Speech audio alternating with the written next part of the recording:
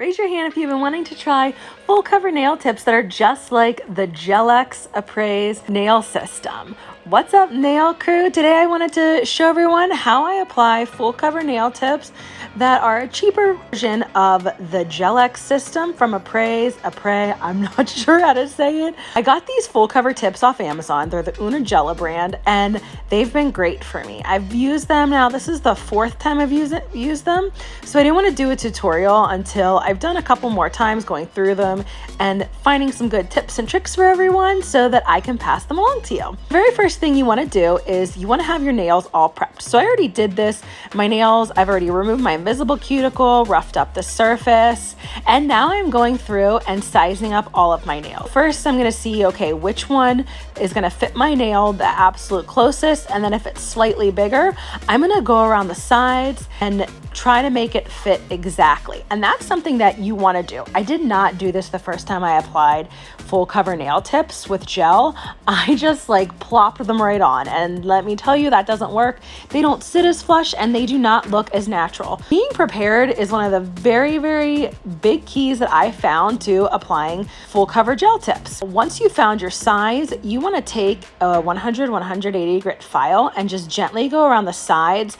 This just kind of like helps everything to blend in nicely around your cuticles. And then along the back where the cuticle is, you want to kind of file over the top and curve it down right against the cuticle edge. And this will help it give that like blend into your natural cuticle line. So when you're applying them, they look a lot more like your natural nails. And I go through and I do this for every single nail that I'm going to be putting on, because you want to make sure that it fits really well to your natural nails.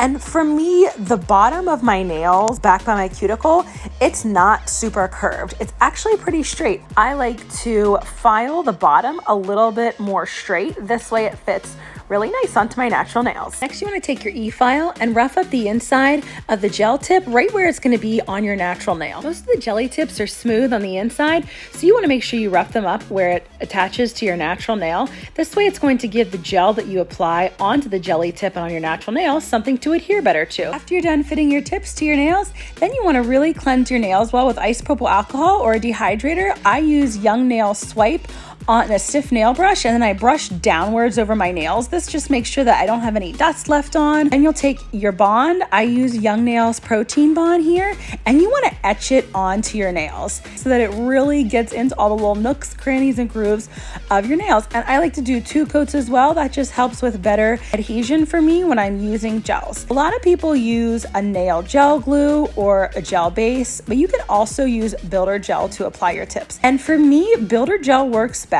when I use it directly on my natural nails. For me, gel base has never adhered to my nails, whether I got my nails done professionally or I'm doing them at home. But when I use just builder gel, it adheres really well. I use OG Dip Powder's Clear Builder Gel, and the tips have really stayed on well for me. So you want to make sure when you're applying your nail tip that you first do a layer of either the gel base or the gel glue on your natural nail, and then cure that for the recommended time of the product. Then you want to do that in a really thin layer. Then you'll go and you'll apply the builder gel or the gel glue to the inside of the nail tip, and just on like the bottom half that's going to be on your natural nail. And again, you do not want to apply this really thick. You want to apply it very, very thin. You'll take the jelly tip and apply it at a 45-degree angle, not pressing too hard down on your natural nail, basically just connecting the gel on your nails to the gel in the jelly tips, whether it's your builder gel or your nail gel glue. And that's where I made a lot of mistakes when I first started. I was pressing way too hard, squeezing a ton of the gel out of my nail and like off the side. Then you'll flash cure it for 10 seconds, and once you've applied all of your nail tips, you'll fully cure them for 60 seconds or whatever the recommended curing time is for the gel that you were using. I next went through with my e-file and I used this Pana extra fine barrel bit, went around like the very, very edges right around my cuticles, and I overfiled through my jelly tips and down to the builder gel on my natural nails. So I decided that I was going to fix that with some builder gel nail. And before I did that, I took my sanding bit and went over all of my nails to get them prepped for the next application. Whether you're going to apply gel or dip over your jelly tips, either way, both of them will need a roughed up surface to adhere to.